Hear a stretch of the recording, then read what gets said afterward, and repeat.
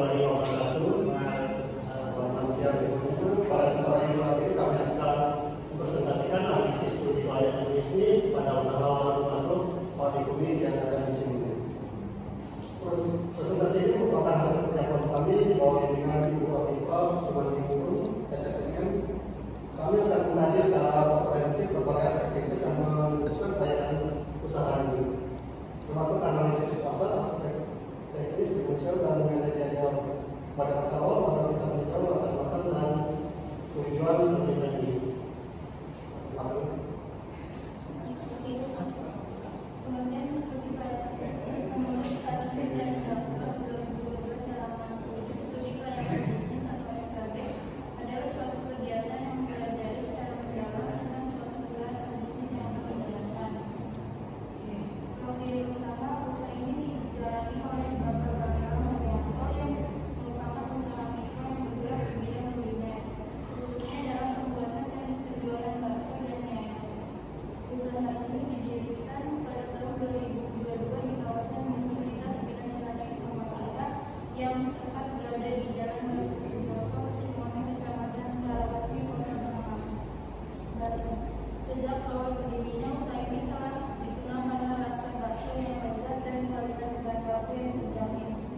Jam operasional yaitu buka setiap hari dari pukul 10 sampai dengan setengah 9. Tujuan didirikannya usaha ini yaitu: 1. Menyajikan bakso berkualitas baik dengan harga yang terjangkau bagi seluruh lapisan masyarakat. 2. Mengutamakan kebersihan dan kesehatan dalam proses pembuatan dan penyajian bakso. 3. Memberikan pelayanan yang ramah dan profesional kepada setiap pelanggan. 4. Berinovasi dalam mempromosikan produk untuk memenuhi kebutuhan dan selera pelanggan yang beragam. Aspek legalitas. Analisis aspek hukum dimaksud untuk meyakini apakah secara hukum atau yuridis rencana bisnis yang didirikan dapat dinyatakan layak atau tidak. Jika rencana bisnis tidak layak tetap didirikan, bisnis akan mengalami risiko yang besar, terutama akan dihentikan oleh pihak yang berwajib atau akan diprotes oleh masyarakat.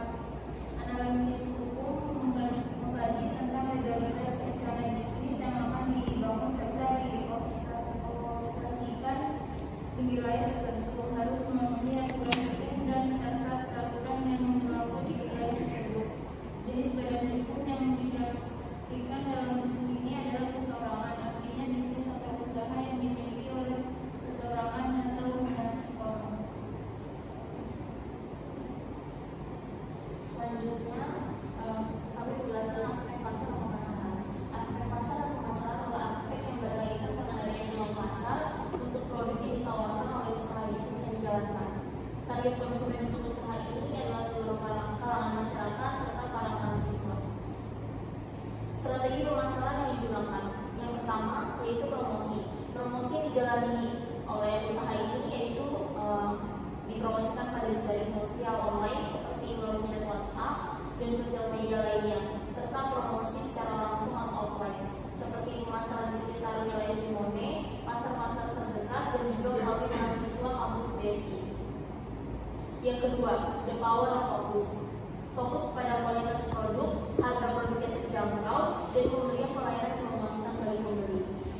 Yang ketiga, pesanan online. Bisa dipesan melalui online atau offline. Pemesanan dapat dilakukan dengan cara langsung atau dengan pemesanan online. Jika pemesanan via online dapat memesan pada aplikasi Shopee Food ataupun GoFood. Selanjutnya, sistem pembayaran yang dilakukan. Sistem pembayaran yang khusus untuk para pelanggan yang datang langsung ke tempat, yaitu dengan pembayaran cash atau menggunakan QR code. Untuk yang memesan secara online bisa transfer melalui bank digital. Yang kelima, pelayanan. Pelayanan yang dilakukan yaitu dengan 3S, senyum, salam, dan juga sapa.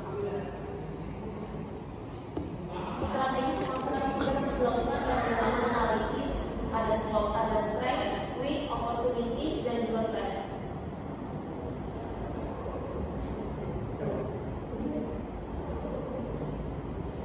Menurut Rambuti 2006, analisis SWOT merupakan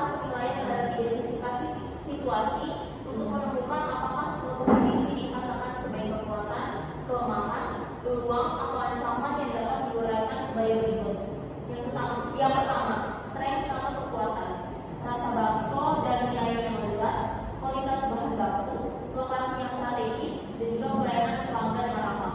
Yang kedua, weakness atau kekurangan. Yang pertama, keterbatasan kapasitas produksi, variasi menu yang terbatas, ketergantungan pada supplier tertentu, atau seperti kemarin cuma satu pasar saja yang menjadi patokan pembelian bahan-bahan, biasanya dia cuma satu pasar tertentu aja.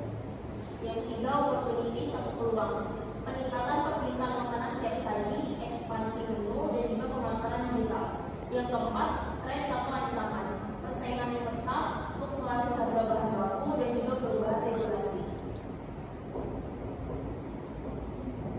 Terus pada aspek teknik dan teknologi, analisis teknik dan teknologi dalam studi pelayanan bisnis itu berkenaan dengan pengoperasian proses pembangunan proyek bisnis yang akan dijalankan setelah tempat pembangunan bisnis itu selesai.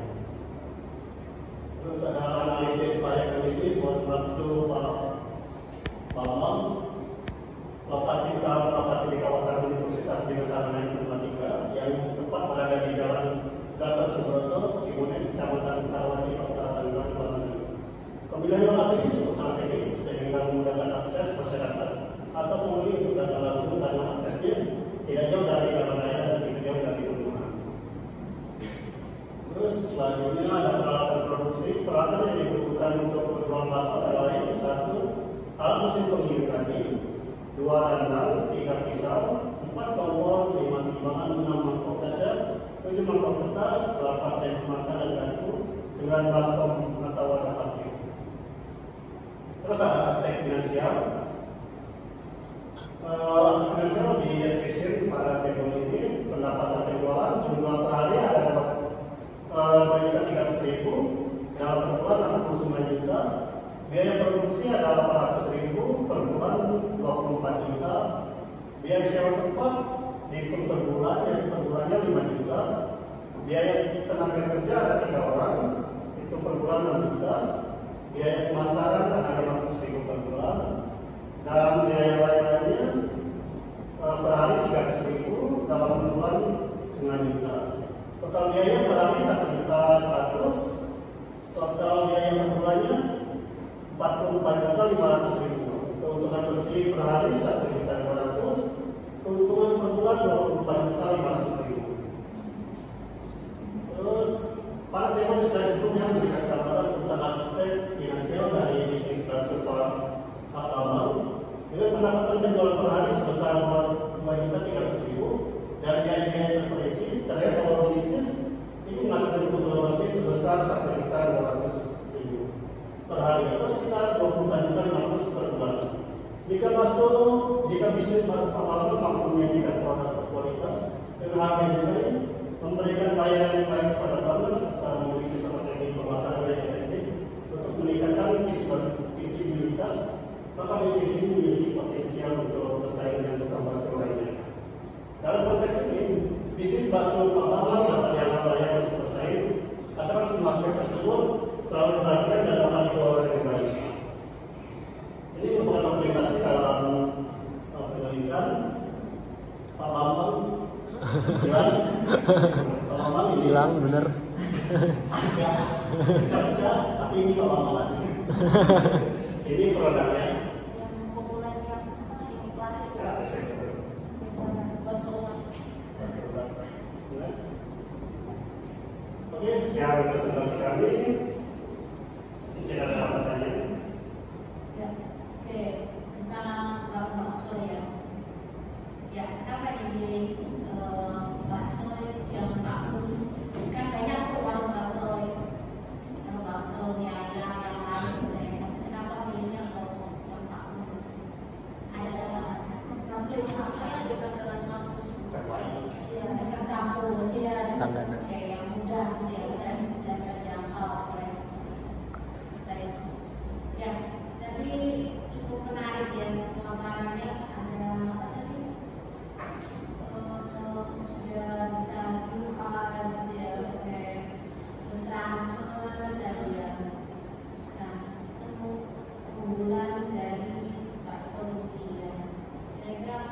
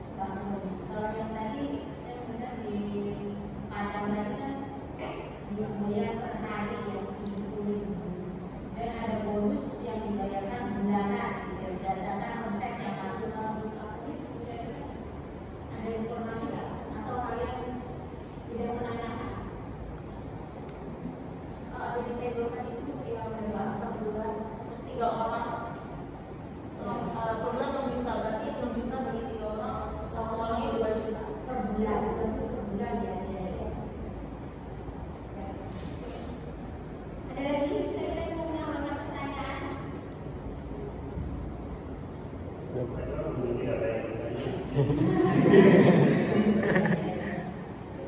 Udah. Ya saya rasa tadi ya soal tadi ya, dan cukup menarik ya dengan melihat angka-angkanya. Jadi keuntungannya satu hari itu 1 juta. Menarik ya, menarik untuk kita mempunyai usaha emas. Maksudnya kita itu kan ya sudah cukup sudah. Kita bahas di luar video ini. Yang maksudnya dari analisis lain bisnis buat bisnis Pak Seru Pak Abang. Kami ini wassalamualaikum warahmatullahi wabarakatuh. Waalaikumsalam warahmatullahi wabarakatuh.